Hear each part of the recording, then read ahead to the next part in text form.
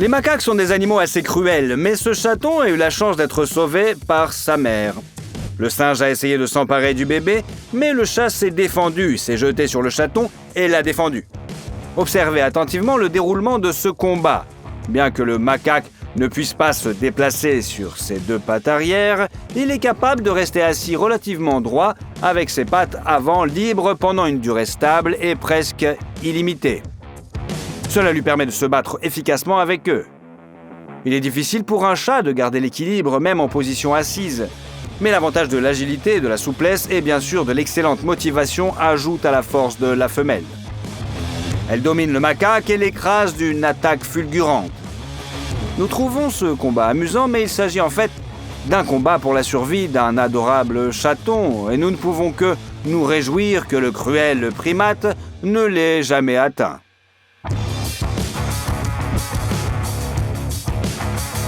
Les éléphants de mer comptent parmi les plus grands pinnipèdes du monde.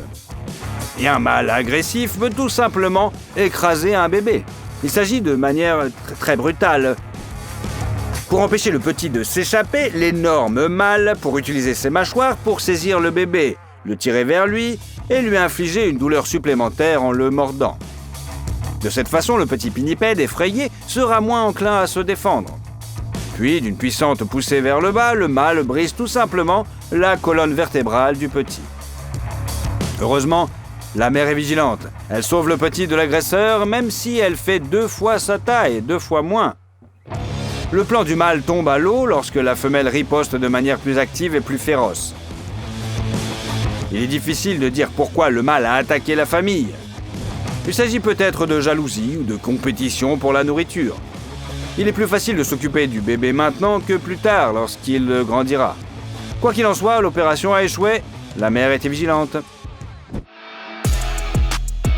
Il est intéressant de constater que les femelles, et les mâles aussi, de nombreuses espèces de pinnipèdes réagissent de manière assez violente et agressive face aux humains. La raison en est simple, les chasseurs. Il existe cependant un secret utilisé par les chercheurs, les photographes et les zoologistes spécialisés dans la faune. En effet, les pinnipèdes évaluent le type de créature qui se trouve devant eux, non pas à l'odeur, ni même en fonction des détails de leur apparence, mais en fonction de leur silhouette. Vous vous tenez sur vos 2 pattes arrière, alors vous êtes un ennemi et vous ne pourrez pas vous approcher de la plage occupée par ces animaux. Et si vous vous couchez sur le ventre, vous êtes aussi un pinnipède. Par ailleurs, certains phoques et otaries réagissent à un changement de position du corps humain juste devant eux, comme une véritable transformation. Un chercheur s'approche des phoques qui le considèrent comme un ennemi. Il ne les attaque pas, mais il ne le laisse pas non plus s'approcher d'eux. L'homme qui se trouve devant les animaux s'allonge alors simplement sur les rochers. Et voilà qu'ils sont prêts à le prendre pour eux. D'ailleurs, les femelles lâchent même leurs petits pour qu'ils fassent connaissance avec ces phoques exotiques. Oui, les pinnipèdes prennent souvent les menteurs pour des parents. Et l'apparence étrange, l'odeur et même la présence d'équipements ne gênent pas du tout ces pinnipèdes. C'est peut-être un phoque exotique venu d'un pays lointain qui est venu à eux. Nous devrions apprendre à nous connaître et être hospitaliers. Ils ne sont pas racistes.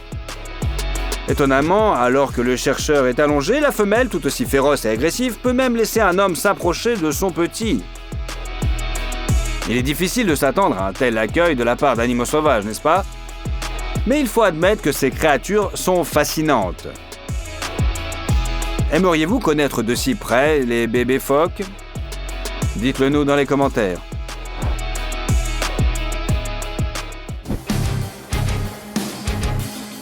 Les lions sont constamment en train de combattre leurs concurrents et d'exterminer les autres prédateurs, y compris les guépards sur leur territoire. Trouver une tanière de chats tachetée avec des chatons pour les lionnes, c'est toucher le jackpot. La femelle guépard sait comment se terminera une telle rencontre. Elle se trahit donc et se dirige d'abord vers les lionnes. Provoqués par cette effronterie, les chats prédateurs se lancent immédiatement à sa poursuite. Ils veulent attraper le guépard, bondir, lui briser le cou. Ils sont poussés par l'excitation, mais les lionnes ne savent pas que la chatte tachetée se sert d'elle comme appât.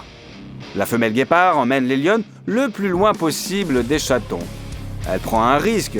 Ne sous-estimez pas l'agilité des lionnes. Bien sûr, elle est rapide, mais elle ne peut pas tenir le rythme longtemps. Si elle se lance au mauvais moment, elle se fatigue et les lionnes expérimentées peuvent la piéger. C'est pourquoi, la plupart du temps, la femelle guépard doit s'éloigner des lionnes en marchant ou en courant lentement. Les lionnes travaillent ensemble et peuvent efficacement encercler les proies. Mais la femelle guépard s'avère non seulement rapide, mais aussi rusée. Elle ne s'est pas laissée encercler, elle est sortie de l'anneau et a échappé à la poursuite. La femelle a dépensé beaucoup d'énergie car il n'est pas facile pour elle de maintenir ce rythme. Le problème, c'est qu'en détournant les lionnes de leur tanière, la mère a dû s'éloigner considérablement. Elle doit maintenant se faufiler jusqu'à la maison et retrouver les chatons avant qu'ils ne s'enfuient à la recherche de leur mère et ne se blessent. La situation est tendue, mais la femelle guépard fait preuve de retenue et de discrétion. Elle finit par retrouver les chatons et est heureuse de les retrouver. Les petits sont sauvés.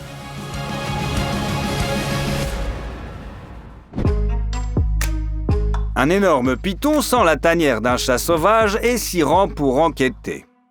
Le reptile prédateur a eu de la chance, il a pu échapper non seulement à un adulte agile, mais aussi à plusieurs chatons.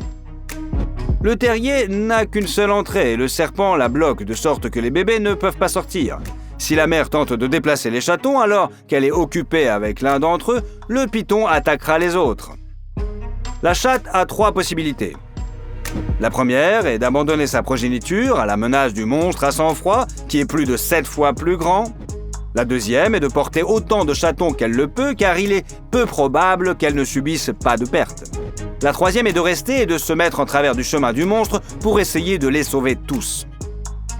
La deuxième option est la plus raisonnable. Mais l'amour maternel est-il guidé par la raison ? Bien sûr, le chat a choisi la troisième option et a offert au python une riposte impressionnante. Et ce n'est pas le seul cas de ce genre qui est apparu dans l'objectif de la caméra. Ici, un chat domestique, mais errant, est contraint de défendre une tanière similaire contre un python. Comme vous pouvez le constater, les femelles choisissent toujours de protéger l'ensemble de leur progéniture. Elles ne peuvent pas abandonner un seul de leurs petits. Admirable, n'est-ce pas ? Bien que la tête d'un python pèse à elle seule presque autant qu'un chat entier, un coup de griffe écrasant a réussi à montrer au serpent à quel point il n'était pas le bienvenu et l'a fait reculer. Alors que les bébés étaient blottis contre le dos de leur mère, le chat a littéralement jeté le python hors de la patrie avant de sa tanière. Sauf que le serpent se rend compte de l'enjeu et le ramasse encore et encore. Dans tous les cas, les chats tiennent courageusement le siège. Le python attaque et au dernier moment, la femelle parvient à chaque fois à esquiver la terrible gueule de l'ennemi. Mais elle n'a pas abandonné. C'est incroyablement tendu, pourtant elle sortit encore de la tanière après cela. A-t-elle abandonné ? Bien sûr que non. Elle contre-attaque le serpent de l'autre côté, mais le python n'agit pas non plus sans réfléchir. Il essaie de faire pénétrer le plus possible de son corps dans la tanière. Lorsque seule la tête a pénétré, un coup de patte peut encore sauver les chatons. Mais le chat ne peut en aucun cas projeter l'énorme masse du reptile sans patte hors de l'antre. Leur mère se lance dans un combat sans espoir contre un ennemi plusieurs fois plus fort.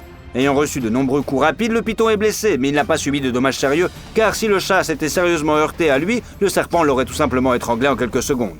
La femelle doit donc garder ses distances. Elle ne pouvait pas gagner. Heureusement, l'histoire du chat sauvage a une fin heureuse qui est restée dans l'ombre. Les gens n'ont pas pu rester à l'écart de cette situation dramatique et ont tout simplement attrapé le python par la queue. Après quoi, le serpent, abasourdi par une telle insolence, a été sorti de la tanière des chats. Aucun chaton n'a été blessé. Le python non plus n'a pas été blessé, il a simplement été emporté un peu plus loin. Pensez-vous que les gens ont fait ce qu'il fallait ? Que feriez-vous à leur place ?